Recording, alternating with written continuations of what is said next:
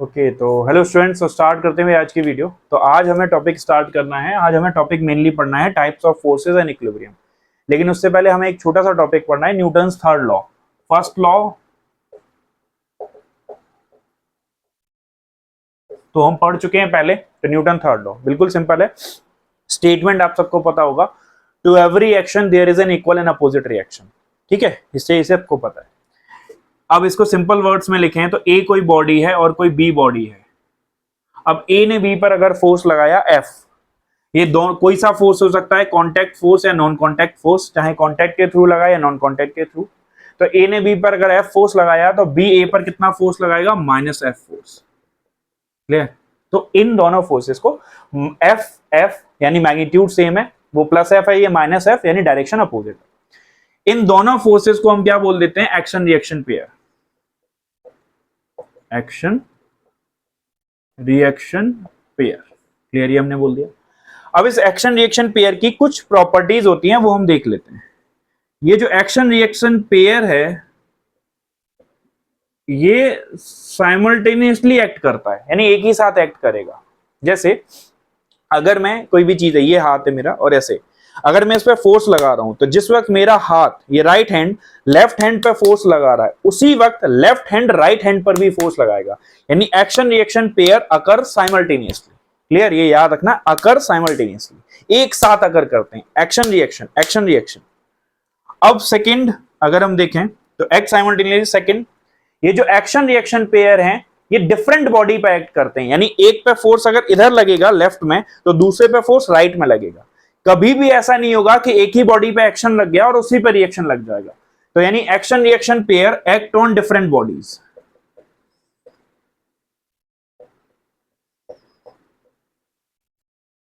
Action reaction pair act on different bodies. Clear? तो ये आपका ये आ गया, तो ये हमने कर लिया। ठीक, अब हमको थोड़ा पढ़नी है टाइप्स ऑफ फोर्सेस। तो टाइप्स ऑफ फोर्सेस में सबसे पहला जो फोर्स आता है वो आता है वेट। आप सब जानते हो वेट, W हम लिखते हैं mg। वेट क्या होता है? Weight is the force by which an object is pulled towards the earth. ये m मास का मार्कर है। जैसे मैं इसे छोड़ रहा हूं, अर्थ इसे अपनी तरफ खींच ले रहा है, जिस फोर्स से अर्थ इसे अपनी तरफ खींचता है उसको हम बोल लेते हैं वेट। तो पहले हम देख लेते हैं कि वेट कैसे लगता है। तो कोई बॉडी है अगर m मास की, तो इस पर वेट लगेगा नीचे की तरफ, अर्थ से नीचे खींच रहा है, तो हम वेट को वर्टिकली डाउनवर्ड बना देते हैं। लेकिन थोड़ा ध्यान से देखें, अगर हम अर्थ की शेप को कंसिडर करें तो अर्थ की शेप तो राउंड है।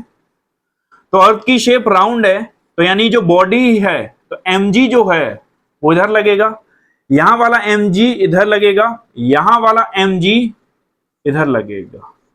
तो यानी कि जो वेट है वो हमेशा किधर की तरफ लगता है, toward the centre of the earth. Actual में जो वेट है वो सेंटर ऑफ द अर्थ की तरफ लगता है। तो इस पॉइंट को याद रखना, centre of the earth, centre of the earth की तरफ वेट लगता है।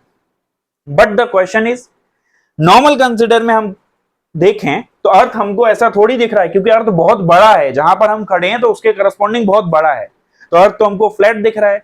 तो जब हमें अर्थ फ्लैट दिख रहा है इन सिचुएशंस, तो हम वेट को किधर लगाएंगे, वर्टिकली डाउनवर्ड।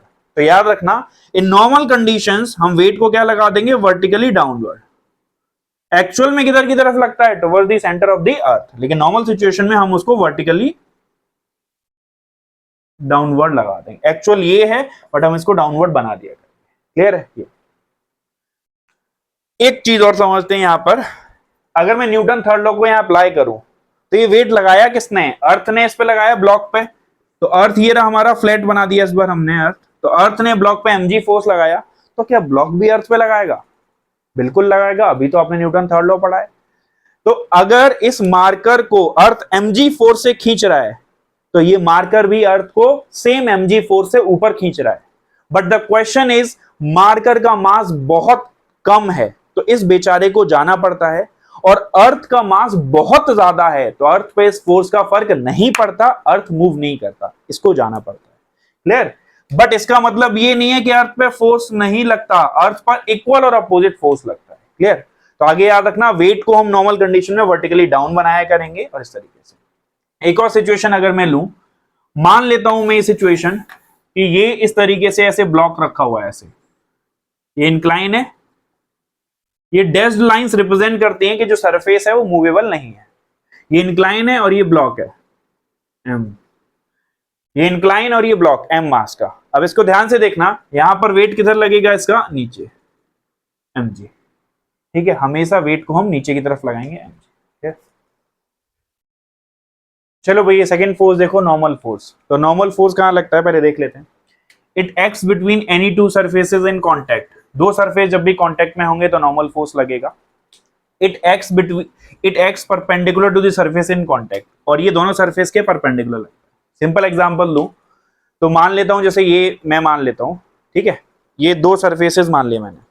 अब ये कांटेक्ट में नहीं है तो इनके बीच में कोई नॉर्मल फोर्स नहीं है, कोई फोर्स नहीं है। अब मैं इनको पास लाया तो इनके बीच में नॉर्मल रिएक्शन लगने लगा। ठीक है, मैंने इनको तेजी से दबाया तो इनके बीच में नॉर्मल रिएक्शन क्या हो गया, बढ़ गया। आप अपने हाथों को करके देख सकते हो। अगर आप तेज दबाओगे तो दोनों पे फोर्स ज्यादा लगेगा, दोनों पे फोर्स ज्यादा लगेगा तो आपको फील हो जाएगा। पहले नॉर्मल रिएक्शन 0 था, सरफेस कांटेक्ट में आया तो नॉर्मल रिएक्शन लग गया। क्लियर। अब ये लग किधर रहा होगा, अगर मैं सिंपल देखूं तो इस वाले हाथ पे किधर लग रहा होगा, इधर, और इस वाले हाथ पे किधर लग रहा होगा, इधर। तो ये सरफेसेस के परपेंडिकुलर लगता है नॉर्मल रिएक्शन। अब इसको अगर मैं बनाना शुरू करूं, ये मान लो कोई सरफेस है, अर्थ फ्लैट हमने मान लिया, ये हमारा ब्लॉक है एम मास का। तो सरफेस देखते हैं कहां कांटेक्ट में है, तो भाई ये सरफेस जो है वो हमारा कांटेक्ट में है, तो यहां पर नॉर्मल रिएक्शन ऊपर की तरफ लगेगा। ये किसने लगाया, अर्थ ने ब्लॉक पे लगाया ऊपर की तरफ, तो ब्लॉक अर्थ पे लगाएगा किधर की तरफ, नीचे की तरफ। ये नॉर्मल न्यूटन थर्ड लॉ से। क्लियर। तो ये जो सरफेस था, सरफेस के हमेशा परपेंडिकुलर लगता है, सरफेस के परपेंडिकुलर। क्लियर, ये आपका लग जाता है। दूसरा सिचुएशन, और भी सिचुएशन अगर मैं देखूं, मान लेते हैं एक ऐसे लेडर टाइप से है जो यहां पर ऐसे रखी हुई है, ये लेडर टाइप से है, तो यहां पे नॉर्मल रिएक्शन लग रहा होगा। जहां जहां सरफेसेस कांटेक्ट में होंगे वहां नॉर्मल रिएक्शन लगेगा। तो यहां नॉर्मल रिएक्शन किधर लगेगा, N1, यहां पर नॉर्मल रिएक्शन लगेगा N1, यहां पर नॉर्मल रिएक्शन लगेगा N2, और यहां पर लगेगा भाई N2। क्लियर, ये नॉर्मल रिएक्शन। ठीक। और कोई सिचुएशन, और अगर मैं देखूं, जैसे मान लो ये मान लेता हूं,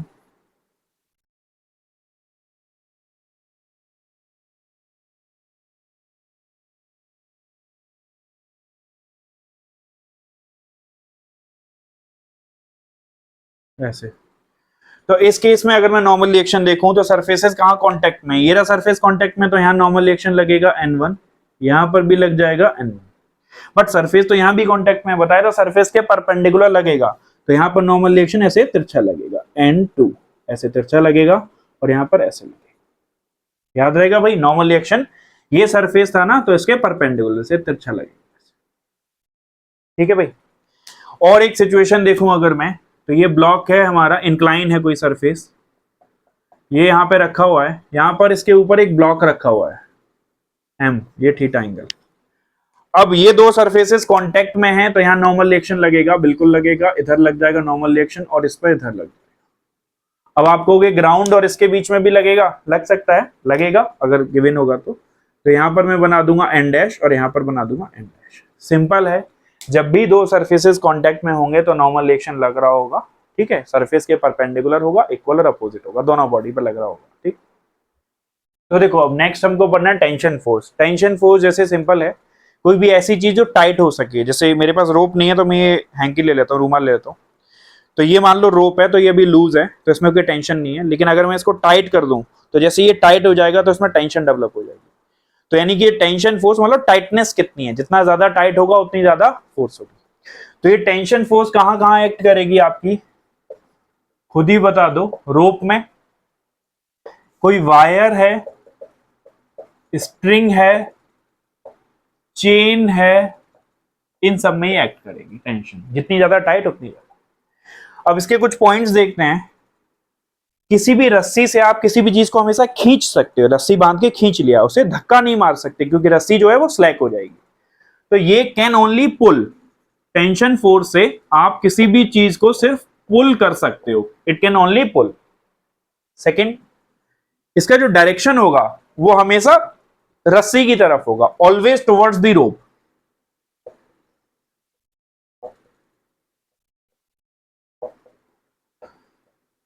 ठीक है, अब इसको थोड़ा समझ लेते हैं। मान लो दो लोग हैं, इस तरीके से टग ऑफ वॉर हो रहा है, दो लोग रस्सी खींच रहे हैं,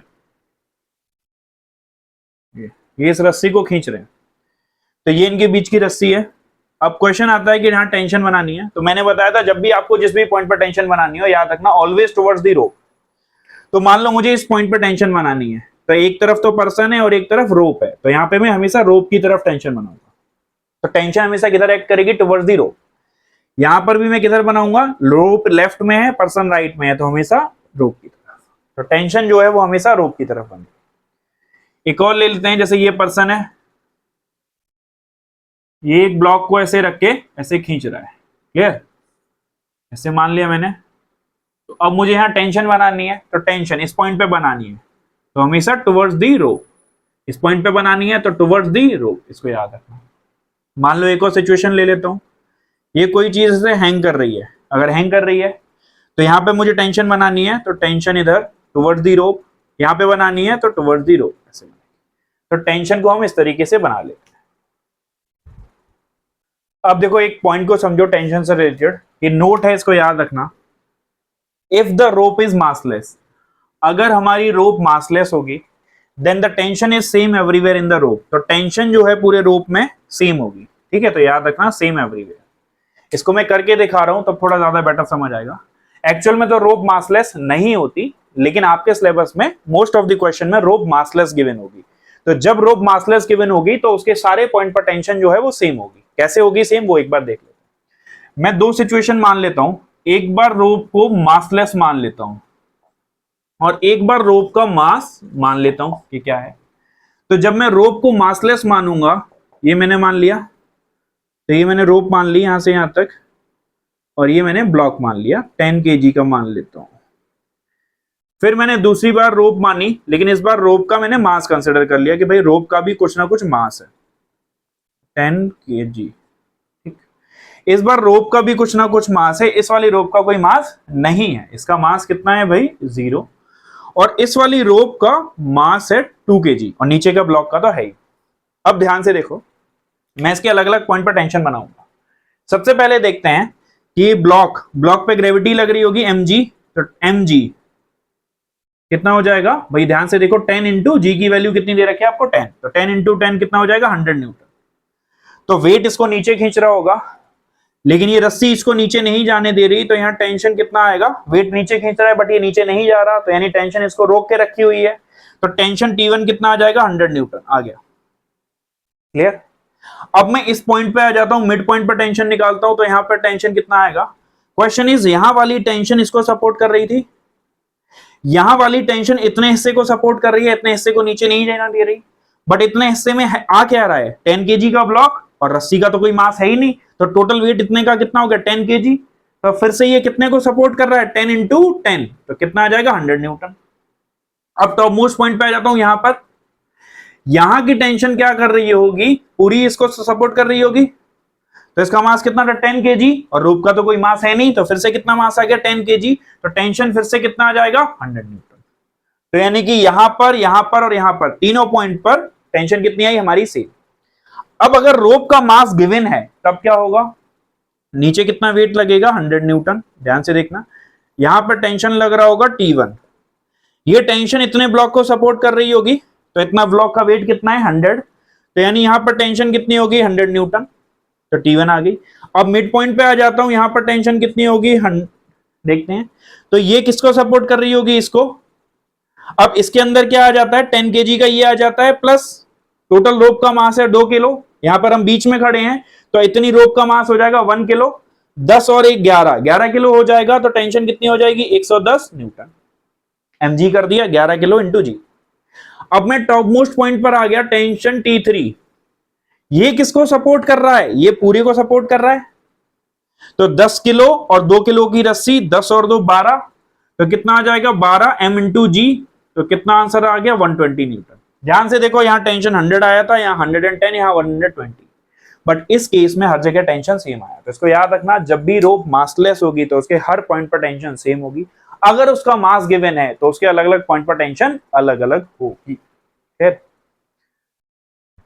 देखो अब ये पॉइंट और समझ लो, if the pulley is massless, pulleys हमने देखी होगी, पुली अभी बनाएंगे, if the pulley is massless and frictionless. अगर पुली मासलेस और फ्रिक्शनलेस होगी then the tension is same on both sides of the pulley, तो टेंशन उसके दोनों साइड सेम होगी। एक बना के दिखाते हैं एग्जांपल, देखो ये एक पुली है, ये रस्सी लटक रही है M1 M2, टेंशन यहां बनाते हैं, यहां से लेके यहां तक एक ही रस्सी है तो पूरी रस्सी में टेंशन सेम, और ये लेफ्ट साइड है ये राइट साइड, तो यहाँ पर टेंशन कितनी बनाऊंगा मैं T, यहां पर भी कितनी बनाऊंगा T, और यहां पर भी कितनी बनाऊंगा T। मतलब ये है कि ये लेफ्ट साइड और राइट साइड में टेंशन क्या होती है सेम। ऐसा कब होता है जब ये पुली जो है मासलेस हो और फ्रिक्शनलेस हो। अगर इस पुली का मास गिवन होगा तो इस साइड टेंशन अलग होगी उस साइड अलग होगी, जो कि हम आगे के चैप्टर रोटेशन में जाके पढ़ेंगे। अभी याद रखना पुली जब मासलेस और फ्रिक्शनलेस होगी तो लेफ्ट साइड में राइट साइड में टेंशन सेम होगी क्योंकि एक ही रस्सी है। तो tension T tension T tension T और यहाँ टेंशन टी, तो इस तरीके से टेंशन। क्लियर, याद रखना। ऊपर बनाना चाहें तो ऊपर भी बना सकते हैं, ये टेंशन टी ये टेंशन टी, तो यहाँ पे कितनी टेंशन हो जाएगी 2T, क्यों भाई पुली पर नीचे टी और टी, तो इसको बैलेंस करने के लिए 2T, तो क्या यहां भी लग रही होगी यहां भी लग रही होगी, यहां भी कितनी लग रही है 2T। अब ध्यान से देखना, ये वाली रस्सी अलग थी तो यहाँ टेंशन T है पूरी रस्सी में, ऊपर वाली रस्सी अलग थी वहां टेंशन कितनी है दोनों में 2T। ठीक है, तो देखो अब समझो, अब हमको बनाना है फ्री बॉडी डायग्राम, FBD जिसको बोलते हैं। फ्री बॉडी डायग्राम क्या होते हैं चाहो तो लिख लो, एक ऐसा डायग्राम जिसमें एक जो भी फोर्सेस लग रही होती है हम उन सबको ड्रॉ कर देते हैं। क्लियर, फिर उसमें से हम अपना सिस्टम चूज करते हैं, फिर हम अपने सिस्टम को एनालाइज करते हैं, फिर उसकी फोर्सेस ड्रॉ कर देते हैं। फ्री बॉडी डायग्राम में पहले जितनी भी फोर्स लग रही होंगी वो बना देंगे, फिर हम अपना सिस्टम निकाल लेंगे और उस पर फोर्सेस बना देंगे। एक सिंपल सी सिचुएशन से स्टार्ट करते हैं। ये मैंने लिया M मास का ब्लॉक, ये ग्राउंड पे रखा हुआ है। ठीक है, फोर्सेस बताओ कौन कौन सी लग रही होंगी। सबसे पहले अर्थ इसको खींच रहा होगा mg से, ये भी तो अर्थ को खींच रहा होगा, ये हमारा अर्थ है, अर्थ इसको खींच रहा है, ये अर्थ को खींच रहा है ग्रेविटी, न्यूटन थर्ड लॉ से। अर्थ ने इस पे नॉर्मल रिएक्शन लगाया तो ये भी नॉर्मल रिएक्शन लगाएगा अर्थ पे, तो ये लग रहे हैं फोर्सेस। अब ध्यान से देखो, ये सारी फोर्सेस लग गई। अब मैं अपना सिस्टम चूज करता हूं, क्या चूज कर रहा हूं मैं अपना सिस्टम। अब क्वेश्चन आता है सिस्टम होता क्या है। सिस्टम वो चीज होती है जो हम डिसाइड करते हैं, जो क्वेश्चन सॉल्व कर रहा है वो डिसाइड करता है कि सिस्टम क्या है, और सिस्टम हम उसको लेते हैं जिसके बारे में हमें कुछ पता करना होता है। जैसे इस क्वेश्चन में मुझे ब्लॉक के बारे में पता करना है। सिस्टम में अभी यहां पर फिगर में दो चीजें प्रेजेंट है, एक ग्राउंड है और एक ब्लॉक है, बट हमें ग्राउंड से कोई लेना देना नहीं है, हमें लेना देना है ब्लॉक से। तो हमारा सिस्टम कौन हो गया, ब्लॉक। तो अब हमने अपना सिस्टम चूज कर लिया, what is our system, block. ये अब हम क्या करेंगे, अपने ब्लॉक को अलग कर लेंगे, ये हमारा ब्लॉक है। जब ध्यान से देखना, हमने ब्लॉक बना लिया। अब इस वर्ड का बहुत इंपॉर्टेंस आएगा, we draw only those forces which act on our system. अब हम अपने सिस्टम पर सिर्फ वही फोर्स बनाएंगे जो हमारे सिस्टम पे लग रही होंगी। ये बहुत इंपॉर्टेंट टर्म है, देखो ध्यान से। यानी अगर हमारा सिस्टम ब्लॉक है तो हम सिर्फ वही फोर्सेस यहां पे बनाएंगे जो हमारे ब्लॉक पे लग रही होगी, जो हमारे ब्लॉक पे लग रही होगी। ब्लॉक लगा रहा होगा उससे मतलब नहीं है, जो ब्लॉक पे लग रही होगी। ये mg ब्लॉक पे लग रही है, देखो भाई mg ब्लॉक पे लग रही है तो इसको टिक कर दिया, ये बनाऊंगा मैं। ये नॉर्मल रिएक्शन ब्लॉक पे लग रही है, टिक कर दिया। ये नॉर्मल रिएक्शन किस पे लग रही है, ये तो ग्राउंड पे लग रही है ना नीचे, तो इसको मैं नहीं बनाऊंगा। ये mg किस पे लग रही है, ये ग्राउंड पे लग रही है, तो इसको मैं नहीं बनाऊंगा। यानी कि हम सिर्फ वही फोर्सेस बनाते हैं जो हमारे सिस्टम पर लग रही होती हैं, जो ब्लॉक पे लग रही है। तो उसके अकॉर्डिंग अगर हम देखें तो हमारी FBD ये बन गई n और नीचे की तरफ mg। क्लियर, तो ये हमारे सिस्टम की FBD। क्लियर है।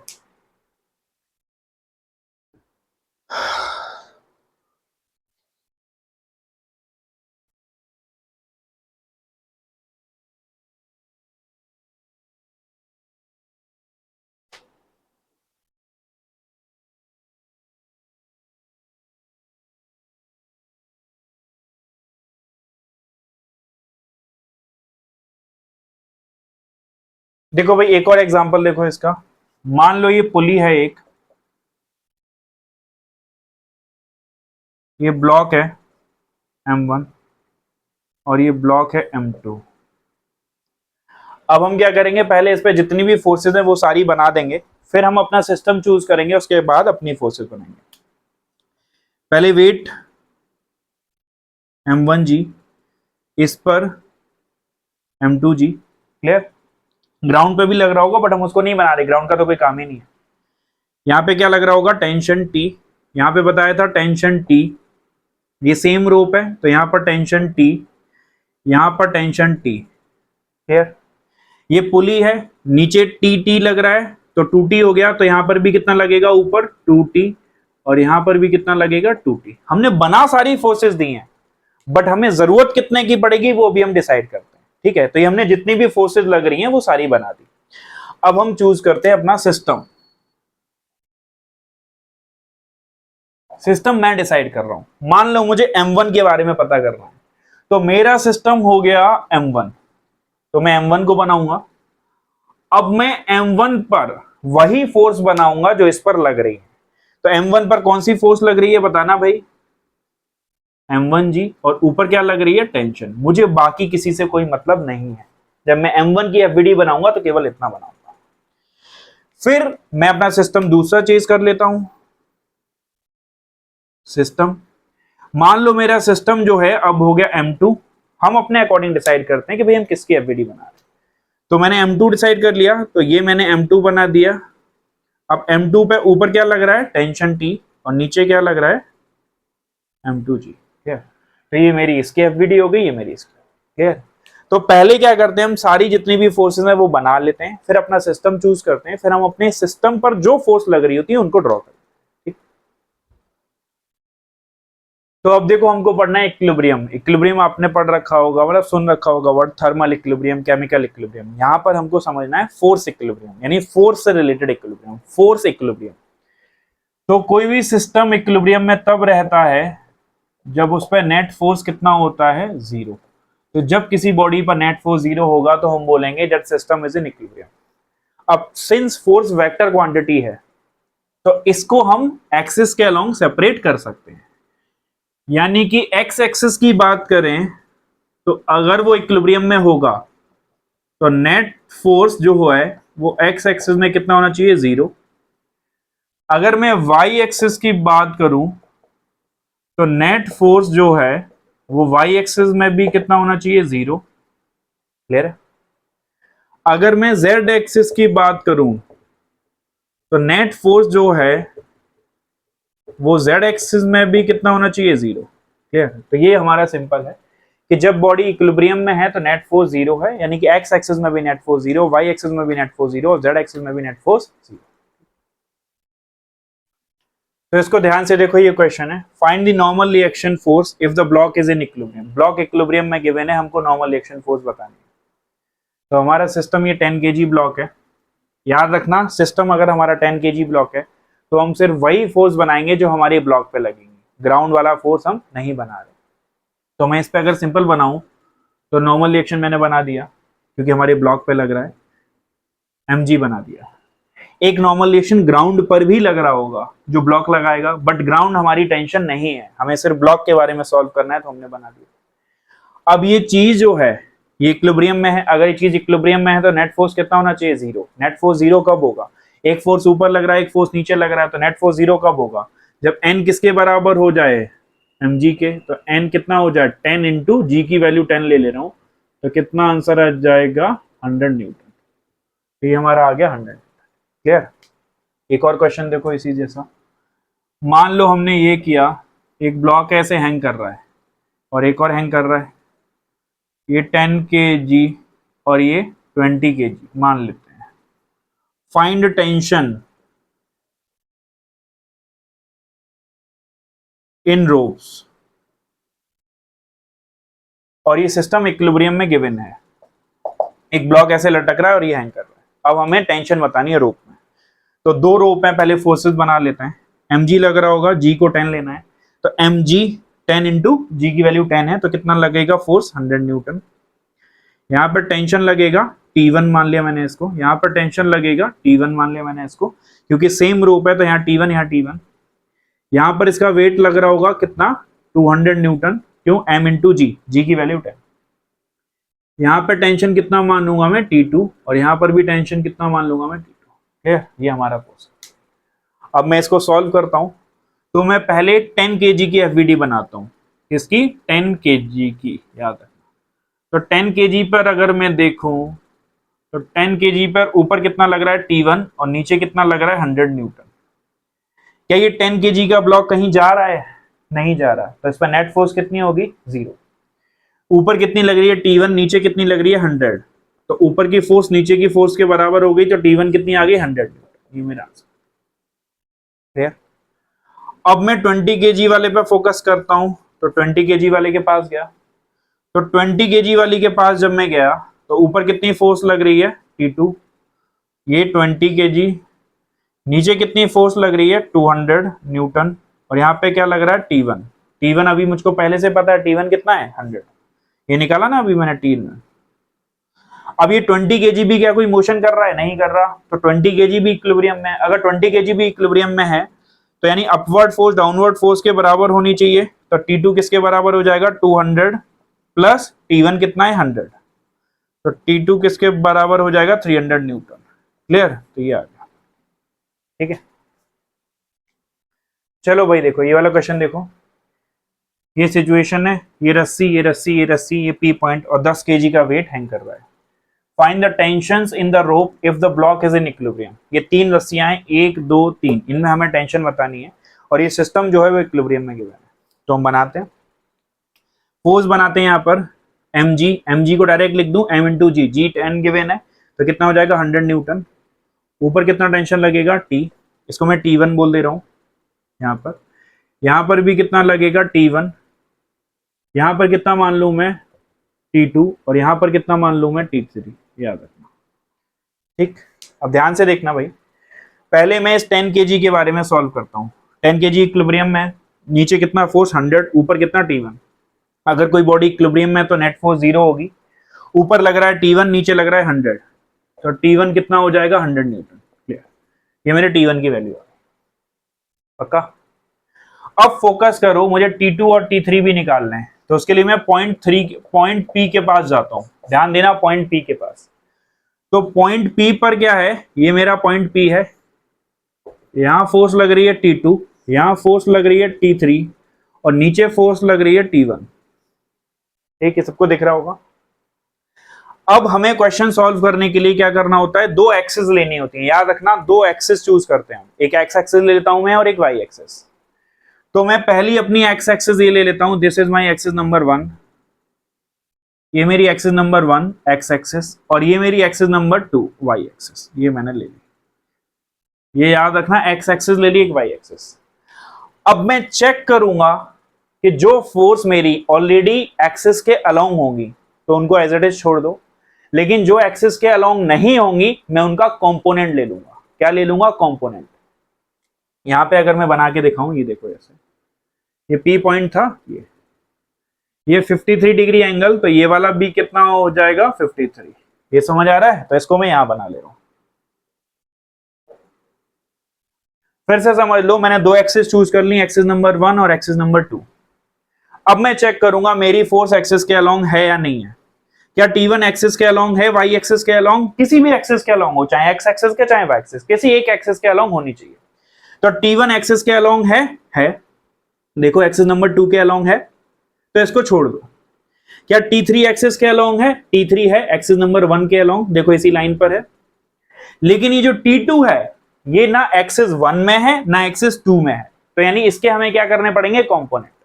सिंपल समझ लेना, सिंपल लॉजिक होता है, जो फोर्स एक्सिस के अलोंग होती है उनको छोड़ दो, और जो नहीं होती उनके कंपोनेंट ले लो। तो मैं इसका कंपोनेंट लूंगा, तो इसके कंपोनेंट दो आएंगे, T2 cos 53, और एक कंपोनेंट ऊपर आएगा T2 sin 53। जिधर एंगल होता है वो cos। अब सिंस मैंने इसके कंपोनेंट ले लिया, तो इसको हटा दूं मैं। पक्का, तो मैंने इसको हटा दिया। अब मैं अपनी एक्सिस के पास चलता हूं, एक्सिस 1। ध्यान देना, एक्सिस 1 और एक्सिस नंबर 2।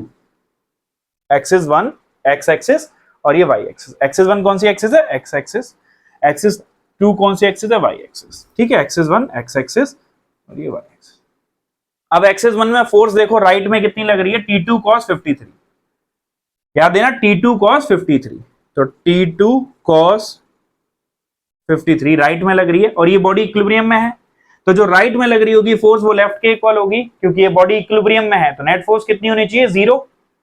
तो एक्स एक्सिस में जितनी लग रही है उतनी, जितनी आगे की तरफ उतनी पीछे की तरफ, तो T2 cos 53 इक्वल्स T3। ये आ गया। अब मैं एक्सिस नंबर 2 में चलता हूं। एक्सिस नंबर 2 में तो ये बॉडी इक्विलिब्रियम में है, तो एक्सिस नंबर 2 में भी नेट फोर्स कितनी होनी चाहिए? 0 होनी चाहिए, क्योंकि बॉडी इक्विलिब्रियम में है। एक्सिस नंबर 2 मतलब वाई एक्सिस। ऊपर कितनी फोर्स लग रही है? T2 sin 53 और नीचे कितनी लग रही है? T1 लगा देता हूं। तो T2 sin 53 कितना होता है? 4/5 और T1 कितना होता है भाई? T1 तो अभी निकाला हुआ है 100 न्यूटन, तो इससे T2 कितना आ गया? ठीक है भाई, तो 500/4 तो 125 न्यूटन। क्लियर है भाई? तो ये आ जाएगा आपका ये। अब इस T2 की वैल्यू उठा के मैं यहां डाल देता हूं, तो 125 इंटू cos 53 कितना होता है? 3/5 इक्वल्स T3, तो इससे T3 कितना आ जाएगा? 25 75 न्यूटन। क्लियर? तो ये मेरा आंसर है। ठीक है, तो भाई इसको याद रखना। ठीक, तो देखो भाई ये वाला क्वेश्चन देखो, ये एक स्फीयर है, ये इसके बीच में ऐसे रखा हुआ है, 30 डिग्री एंगल है, find the normal force on the sphere. तो स्फीयर ऐसे सिमेट्रिक रखा हुआ है, तो क्वेश्चन देखते हैं कहां से नॉर्मल रिएक्शन लग रहा होगा। तो नॉर्मल रिएक्शन यहां से लग रहा होगा इधर की तरफ, और इधर से भी लग रहा होगा इधर की तरफ। दोनों तरफ के नॉर्मल रिएक्शन को मैं सेम मान रहा हूं, क्यों? सिमेट्री, क्योंकि भाई सिमेट्री है, जो एंगल इधर है वही एंगल इधर है और एकदम बीच में रखा हुआ है, तो दोनों तरफ के नॉर्मल रिएक्शन क्या हो जाएंगे? सेम। ठीक, अब इसका एक वेट भी लग रहा होगा, तो वेट कहां पे लग रहा होगा? नीचे की तरफ। ठीक है भाई, तो याद रखना वेट लग रहा होगा नीचे की तरफ, तो वेट में नीचे की तरफ लिख देता हूं mg। अच्छा, इसको मैं ऐसे लिखता हूं और ऐसे कर लेता हूं, ये एंगल 30 डिग्री, तो ये एंगल 30 डिग्री, ये देखो ये 30 तो ये 30, ये 90 माइनस 30। ठीक है, तो ये वाला कितना हो जाएगा? 60। ये 30 तो ये वाला 30, तो ये वाला एंगल कितना हो जाएगा? 60। अब मैं क्या कर रहा हूं, इन सारी फोर्सेस को एक ही जगह बना रहा हूं, याद रखना एक ही जगह, या फिर मैं इनके कंपोनेंट भी ले सकता हूं। तो मैं अब दो एक्सिस चूज कर लूंगा, एक एक्सिस मेरी कौन सी होगी? एक्स एक्सिस, और एक एक्सिस मेरी कौन सी होगी? Y axis. ये एक्स एक्सिस, ये वाई एक्सिस, इसको मैं नंबर 1 नाम दे दिया मैंने, और इसको नंबर 2। अब यहाँ पे फोर्सेस बना रहा हूं, ध्यान से देखना, फोर्सेस जो भी जितनी भी फोर्स लग रही होंगी वो मैं यहां बना दूंगा। एक नॉर्मल रिएक्शन इधर लग रही है और एक नॉर्मल रिएक्शन इधर लग रही है, कितने डिग्री पे लग रही है भाई? 60 पर। ये भी कितने पर? 60 पर ये लग रही है, तो ये मैंने बना दी। इसका वेट कहां लग रहा है भाई? mg नीचे लग रहा है, तो ये मेरा वेट लग रहा है mg। क्लियर हो गया? अब ध्यान से देखो, ये एक्सिस नंबर 1 हो गई, ये एक्सिस नंबर 2 हो गई। अब हम क्या करते हैं, अपनी फोर्सेस को चेक करते हैं। जो हमारी फोर्सेस एक्सिस के अलोंग है उनको एज इट इज छोड़ दो, जो एक्सिस के अलोंग नहीं है उनके कंपोनेंट ले लो। ये ऑलरेडी एक्सिस के अलोंग है, इसको छोड़ दो। ये एक्सिस के अलोंग नहीं है तो इसके कंपोनेंट ले लेते हैं। तो इसका कंपोनेंट एक कितना आएगा? n cos 60, और एक ऊपर कितना आ जाएगा? n sin 60। ठीक, इसके भी दो कंपोनेंट आएंगे, इधर कितना आ जाएगा? n cos 60, और एक ऊपर आ जाएगा n sin 60। क्लियर? अब सिंस मैंने n के कंपोनेंट ले लिए तो मैं n को भूल जाता हूं, तो n को हटा दिया मैंने यहां से। इस n के भी कंपोनेंट ले लिया तो इसको भी हटा देता हूं, इसको भी हटा दिया मैंने। अब ये बॉडी इक्विलिब्रियम में दिख रही है आपको, इक्विलिब्रियम में है, तो राइट साइड में लग रहा है n cos 60, लेफ्ट साइड में लग रहा है n cos 60, तो ये दोनों आपस में एक दूसरे को क्या करेंगे? Cancel out. ठीक है, तो x एक्सिस की फोर्स आपस में कैंसिल आउट हो गई। अब y एक्सिस में भी नेट फोर्स 0 होना चाहिए, क्योंकि बॉडी इक्विलिब्रियम में कहीं जा नहीं रही। तो y एक्सिस में ऊपर की तरफ ये फोर्स लग रही है और नीचे की तरफ ये लग रही है। सिंस बॉडी इक्विलिब्रियम में है तो ऊपर की फोर्स नीचे की फोर्स के बराबर होनी चाहिए। तो ऊपर की फोर्स है कितनी? n sin 60 plus n sin 60 equals कितना? mg। तो it is equal to mg। तो इसको लिख दूं 2n sine 60 equals M G. M mass कितना ले रहा हूं 10, जी की वैल्यू 10 गिवन है आपको। तो 2n साइन 60 रूट 3/2 इक्वल्स 100। तो इससे n कितना आ जाएगा 100 अपॉन रूट 3।